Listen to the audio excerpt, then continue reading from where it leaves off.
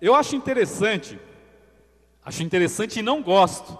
Quem convive comigo sabe disso, meus filhos, tudo. Quando fala mal do Brasil, né? Quando fala mal do Brasil, quando fala mal de que o outro país é melhor, o Brasil é uma droga. Tinha uma frase na época da ditadura que vinha escrito lá naquela frase: Brasil, ame-o ou deixe-o, né? Era um negócio assim meio autoritário, era um negócio chato, tudo porque todo mundo tem direito de amar ou de não amar, ninguém é obrigado. E era chato com relação a isso, mas é verdade que a gente deve amar realmente a terra que a gente vive, a terra que a gente nasceu, e valorizar. Eu, por exemplo, no esporte, o pessoal naquela época do Rubinho Barrichello e o Schumacher, né? Era o Schumacher o piloto número 1 da Ferrari e o Rubinho número 2. O pessoal enchia a bola do Schumacher, não sei o quê. Eu sei que ele era melhor que o Rubinho, mas eu torcia para o Rubinho. O Rubinho é meu compatriota, eu não torcia para o outro. Às vezes o pessoal fala, o Brasil não vai para frente mesmo, esse Brasil é isso, esse Brasil é aquilo. Eu não entro nessa conversa e não gosto, e corto essa conversa todas as vezes que eu posso, né? Com esse tipo de crítica, esses negócios, né?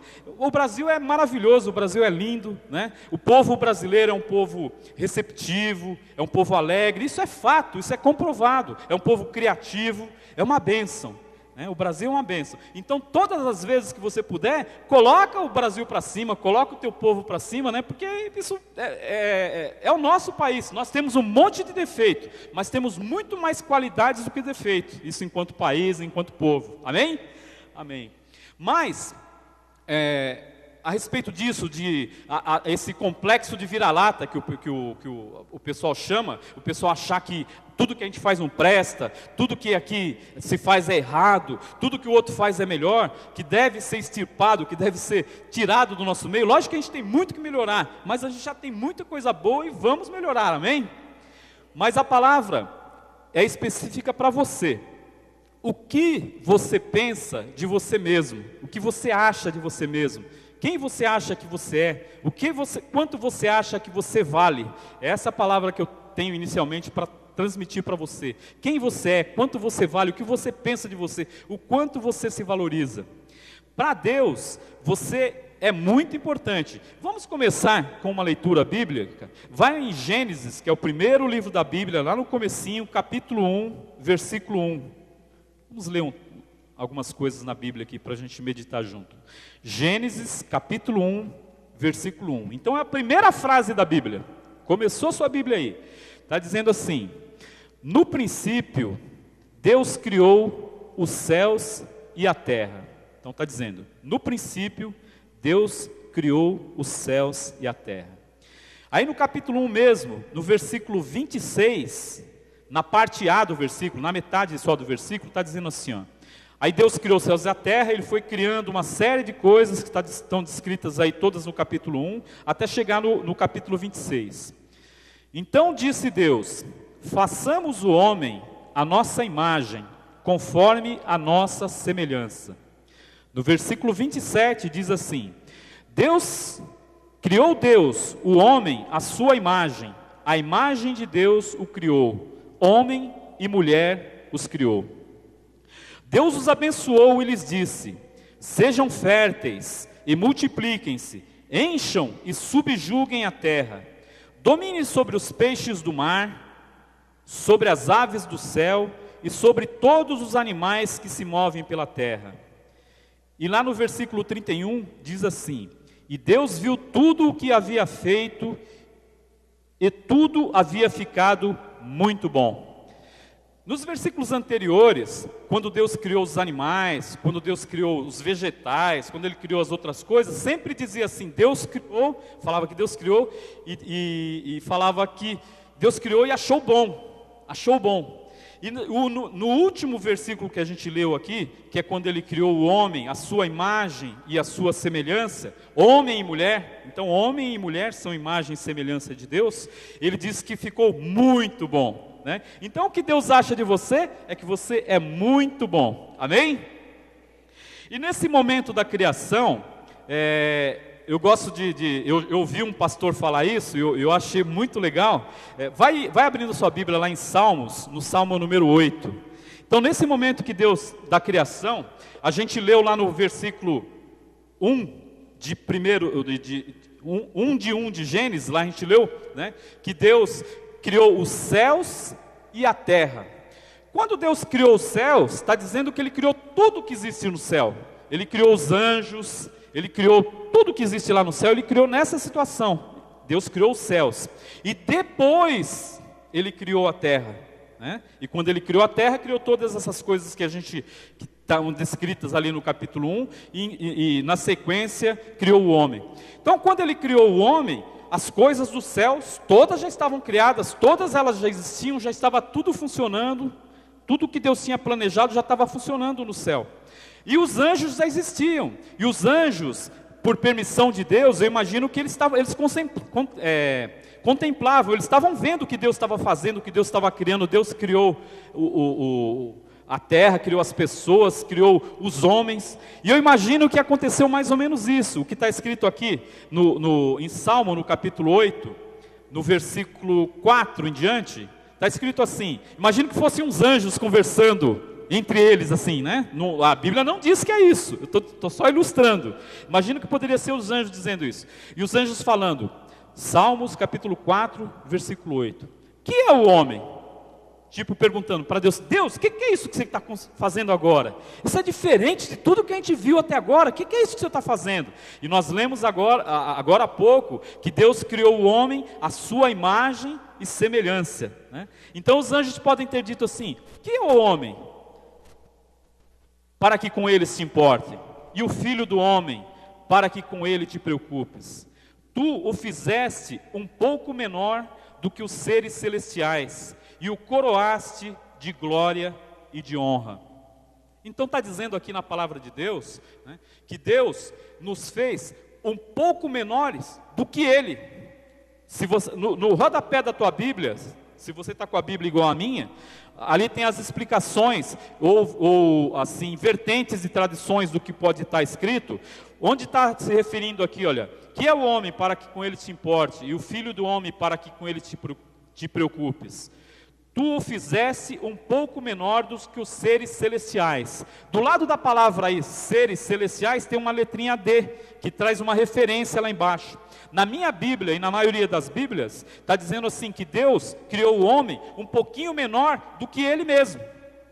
Deus criou o homem um pouco menor do que Ele. Então a imagem e semelhança dEle, então nós fomos criados para ser parecidos com Ele, ter vários dos atributos que Ele tem, tipo inteligência, tipo criatividade, vários dos atributos que são pertinentes a Deus, Ele colocou no homem, para a gente ser a imagem e semelhança de Deus, e nos fez um pouco menores do que Ele. Isso está dizendo aqui, que nós somos, pasme você, diante de Deus, maiores do que os anjos. Nós fomos criados a imagem e semelhança de Deus. A Bíblia não diz que os anjos são criados à imagem e semelhança de Deus, e a palavra nos diz que a gente foi criado um pouco menores que Ele. Isso está escrito também no livro de Hebreus. Vai lá no final da Bíblia agora, mais para o final da Bíblia, você vai ter as cartas de Paulo aos Romanos, aos Coríntios, aos Efésios, aos Filipenses, aos Colossenses, aos Tessalonicenses, as várias cartas de Paulo, as cartas pastorais que são a Timóteo, Tito e Filemão, e depois você tem Hebreus. Hebreus capítulo 2. Glória a Deus que nos criou, glória a Deus que se importa conosco. Hebreus capítulo 2, amém? Achou? Glória a Deus. Hebreus capítulo 2, no versículo 5, está dizendo assim: não foi a anjos que ele sujeitou o mundo que há de vir, a respeito do qual estamos falando, mas alguém em certo lugar testemunhou dizendo, aí ele se refere aqui ao salmo que a gente acabou de ler, o Salmo 8, que é o homem para que com ele te importes, e o filho do homem para que com ele te preocupes? Tu o fizeste um pouco menor do que os anjos, e o coroaste de glória e de honra. Tudo sujeitaste debaixo dos seus pés. Ao lhe sujeitar todas as coisas, ao sujeitar aos homens, a nós, nada deixou que não lhe estivesse sujeito. Agora, porém, ainda não vemos que todas as coisas lhe estejam sujeitas. Vemos, todavia, aquele que por um pouco foi feito menor do que os anjos, Jesus, coroado de honra e de glória, por ter sofrido a morte, para que, pela graça de Deus, em favor de todos, experimentasse a morte. Ao levar muitos filhos à glória, convinha que Deus, por causa de quem e por meio de quem tudo existe, tornasse perfeito, mediante o sofrimento, o autor da salvação deles. Ora, tanto o que santifica, quanto os que são santificados, provém de um só. Por isso, Jesus não se envergonha de chamá-los irmãos. Então Jesus nos chama de irmãos e não se envergonha disso. Ele diz: proclamarei o teu nome a meus irmãos, na assembleia te louvarei. E também Jesus diz: nele, no homem, porei a minha confiança. Novamente ele diz: aqui estou eu com os filhos que Deus me deu. Glória a Deus. Aleluia. Então, você vê aqui, as coisas não estão sujeitas a nós do jeito que Deus programou, do jeito que Deus quis. Por quê? Porque nós falhamos, porque no momento em que a gente traiu a confiança de Deus, no momento em que a gente desobedeceu a Deus e deu ouvidos ao nosso inimigo, demos ouvidos ao diabo, nós passamos a autoridade que a gente tinha para ele. O governo que a gente tinha sobre as coisas, sobre tudo, que tudo estava sujeito a nós, infelizmente, nós entregamos de mão beijada nas mãos do diabo. Então, por isso que a Bíblia fala hoje que o mundo jaz no maligno. Por isso que a Bíblia fala hoje que o mundo que era para estar subordinado a gente, que o mundo que era para estar sendo abençoado para a gente, governado por nós, ele é governado pelo diabo. E é fato isso, ele é governado pelo diabo mesmo.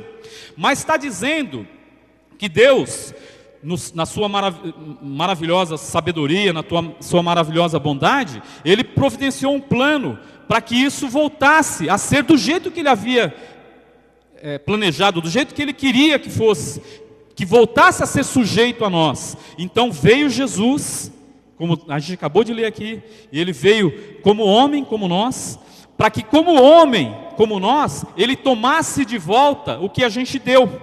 Nós demos esse domínio para quem nós não deveríamos dar, e Deus não quis simplesmente falar assim: olha, não é isso que eu quero não, pronto e acabou, porque Deus é justo, e Ele age de acordo com princípios. Ele deu autoridade para o homem passou essa autoridade para o inimigo. Deus simplesmente não vai lá e toma do inimigo, porque Ele não permitiria jamais que um ser que Ele criou, no caso, o diabo também foi uma criação de Deus, que se desvirtuou, que se desviou do que Deus queria, do que Deus desejava. Ele nunca permitiria que o diabo chegasse diante dele e falasse: está vendo? Eu fui lá e tomei o negócio na boa, eu fui lá e enganei eles e tomei o negócio sem forçar a barra, e você está tomando de mim a força. Na verdade, o que ele fez? Ele fez com que Jesus viesse como homem.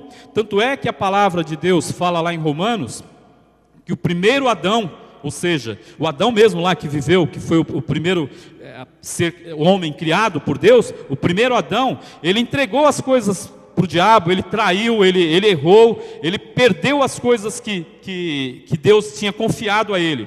E esse mesmo livro de Romanos se refere a Jesus como o último Adão, como o segundo Adão, que veio novamente como homem, e como homem tomou as coisas de volta para si das mãos do diabo. Ele tomou as chaves do inferno, tomou toda a autoridade para o homem novamente. Ele como homem veio. Aí ele morreu na cruz, ressuscitou para perdoar os nossos pecados, está lá com Deus, tem toda a autoridade. A palavra de Deus fala que tudo está sujeito a Jesus Cristo, tudo, Ele é o nome que está sobre todo nome. A palavra de Deus está lá.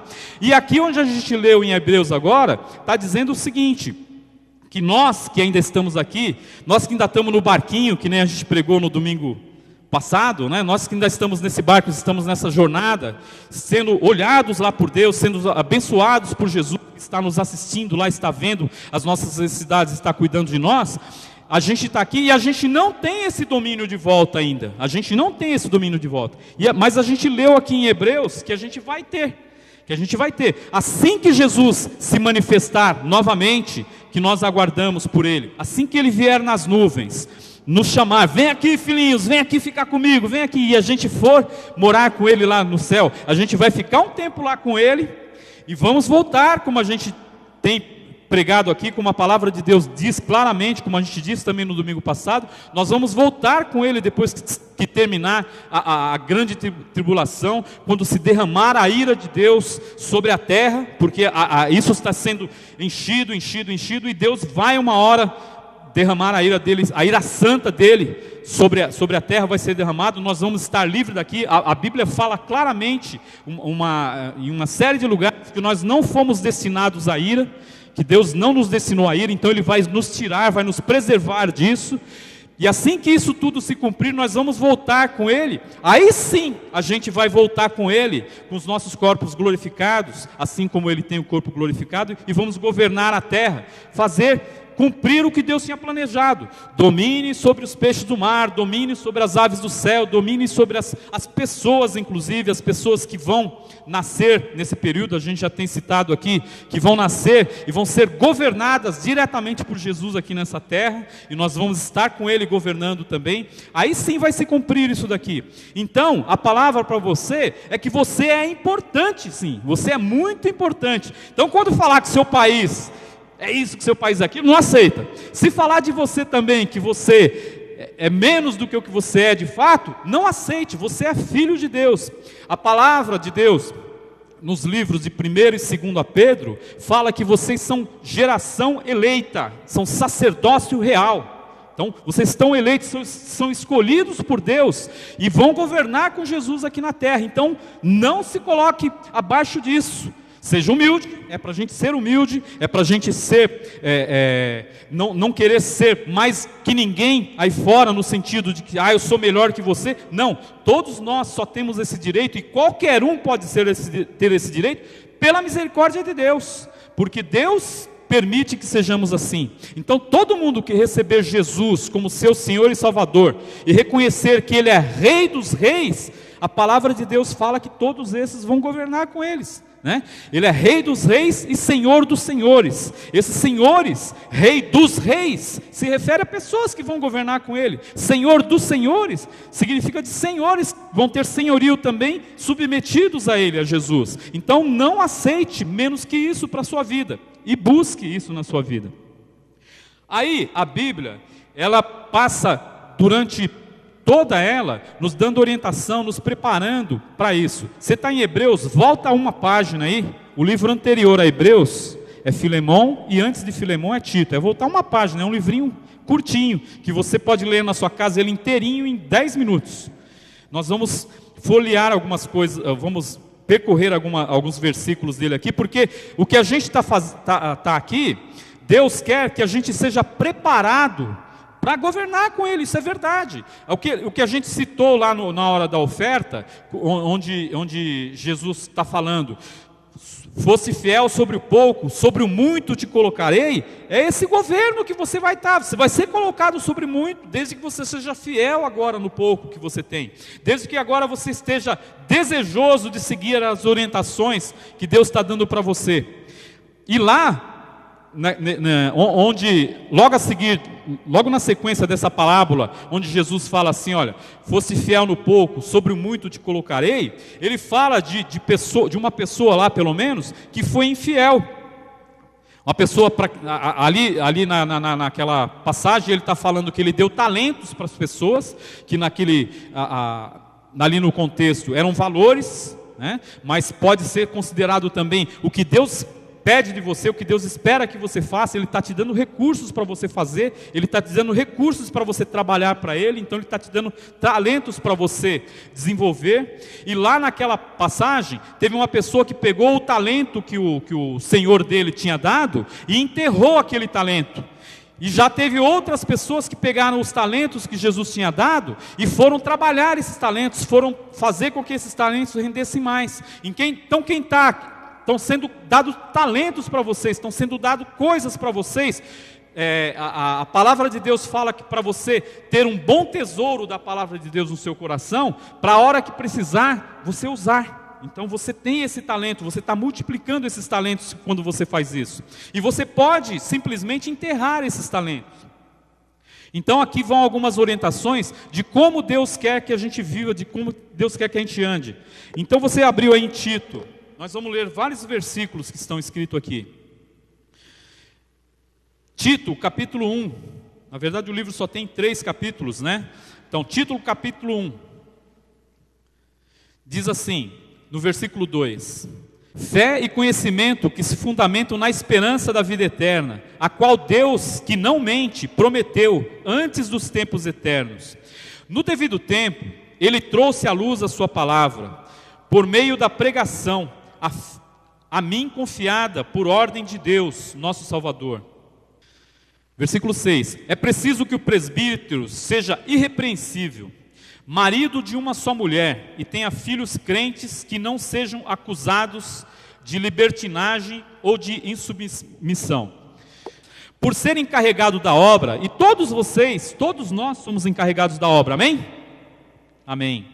Por ser encarregado da obra de Deus, é necessário que o bispo seja irrepreensível, não orgulhoso, isso é para todo mundo, não briguento, não apegado ao vinho, não violento, nem ávido por lucro desonesto.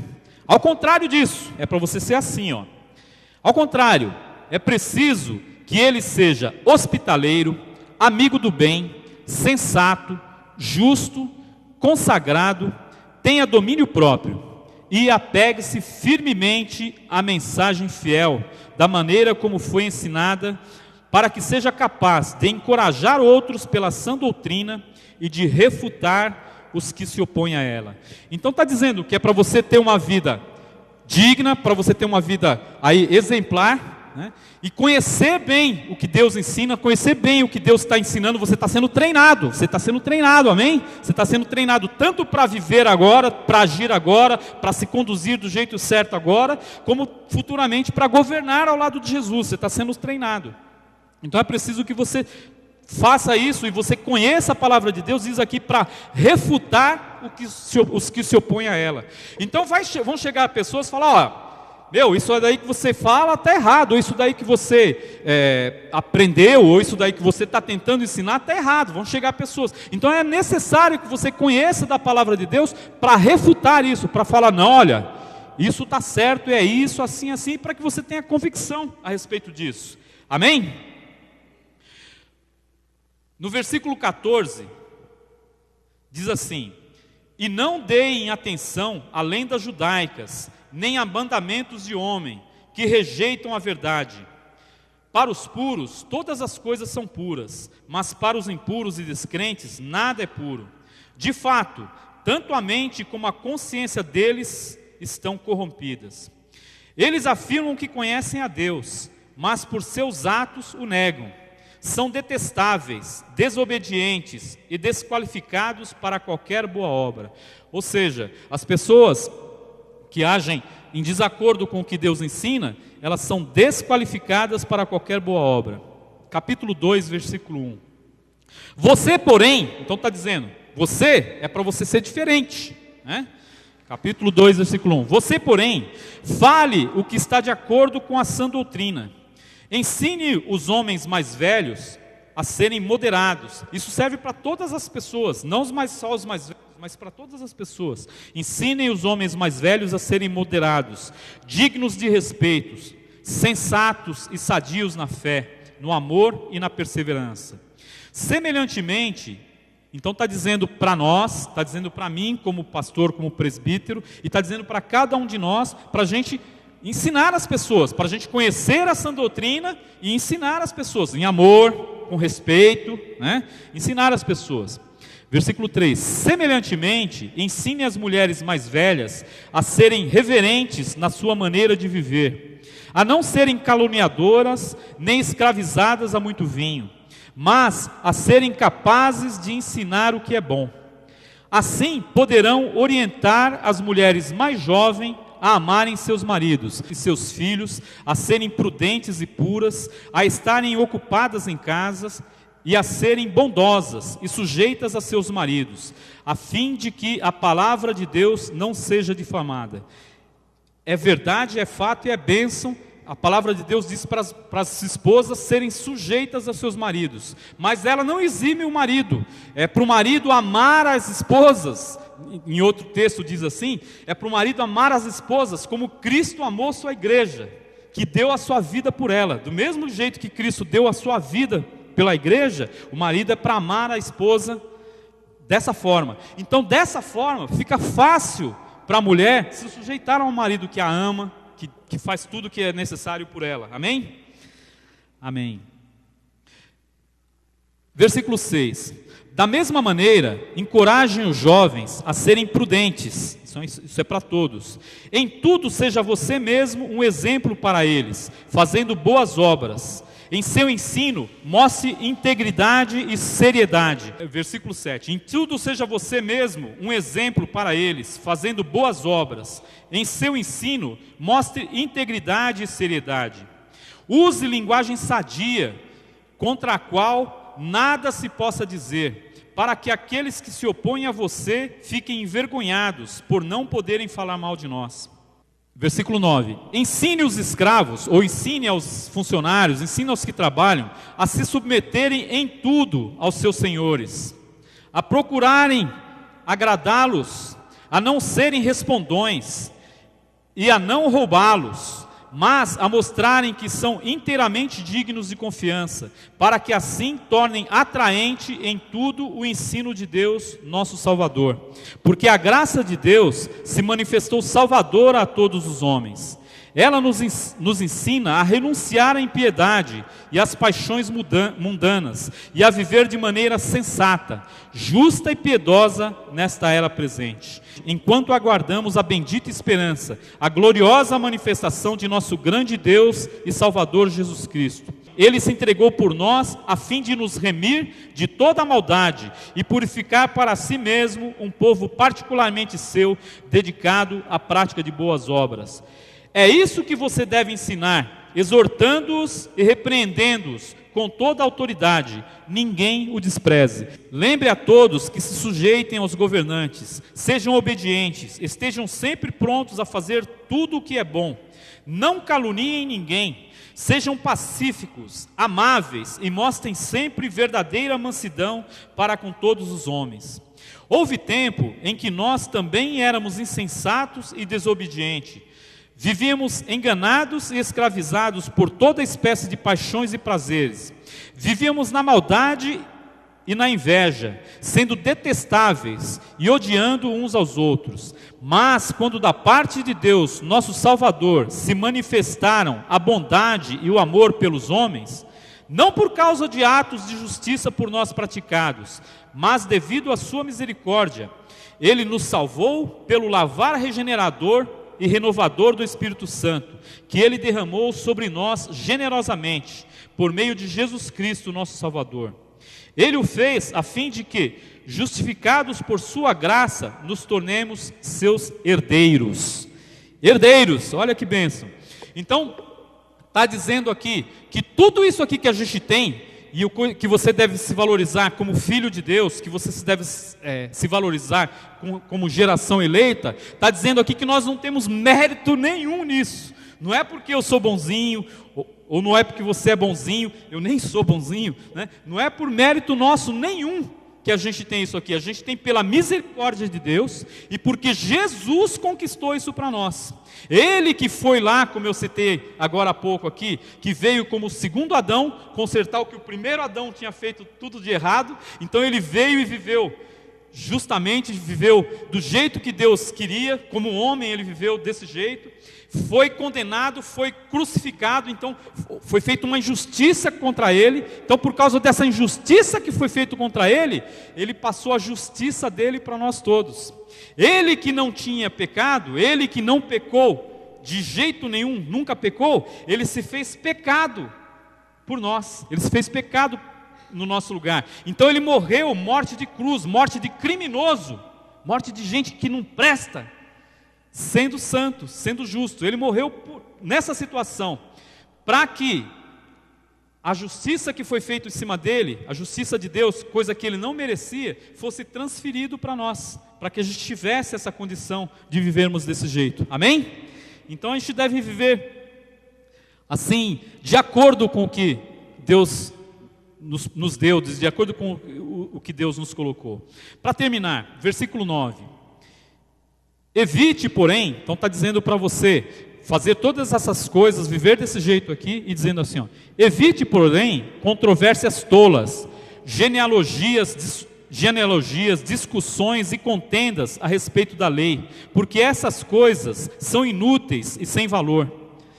Quanto àquele que provoca divisões, advirtam uma primeira vez e uma segunda vez. Então está dizendo aqui, para a gente evitar controvérsias tolas, mais ou menos aquilo que eu falei com relação a outras religiões.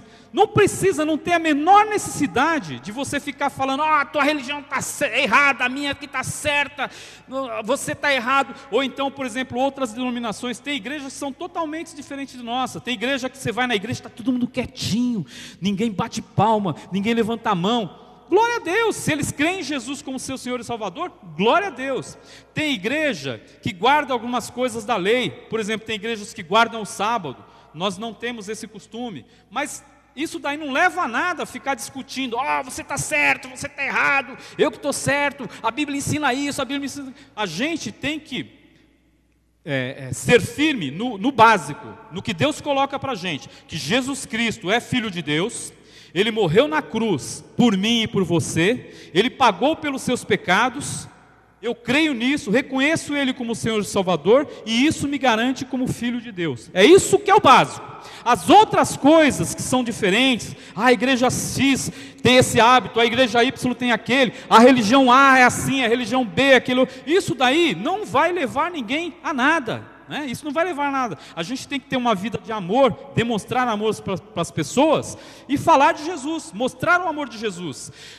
Deus e o Espírito Santo de Deus é que vai se incumbir de corrigir, de consertar todas as coisas que forem necessárias. Em mim, em você, no seu amigo, nas outras pessoas. Deus é que vai fazer isso, desde que essa pessoa veja Deus na sua vida. E que Deus quer ser mostrado na sua vida. A palavra de Deus diz que Ele é mostrado às outras pessoas através de nós, através de mim, através de você. É isso que a gente tem que fazer, amém? Vamos nos colocar de pé. Aleluia. Glória a Deus. Vamos orar? Senhor Deus, em nome de Jesus, Senhor Deus, nós queremos aprender, Senhor Deus, a viver nessa terra. Nós queremos aprender, Senhor Deus, a respeitar os outros, a conviver com os outros e mostrar Jesus nas nossas vidas para as outras pessoas, Senhor Deus. Pai, nós te agradecemos porque o Senhor nos dá a oportunidade e o Senhor nos usa com esse fim, Senhor Deus. Nós que somos tão imperfeitos, Senhor Deus, mas o Senhor cuida de nós, o Senhor está nos ensinando a viver e nós queremos abençoar as pessoas. Nós queremos, Senhor Deus, fazer o que o Senhor quer que nós façamos aqui nessa terra, Senhor Deus. Nos ensina, Senhor Deus, a amar, nos ensina a andar, Pai. Em nome de Jesus nós te pedimos.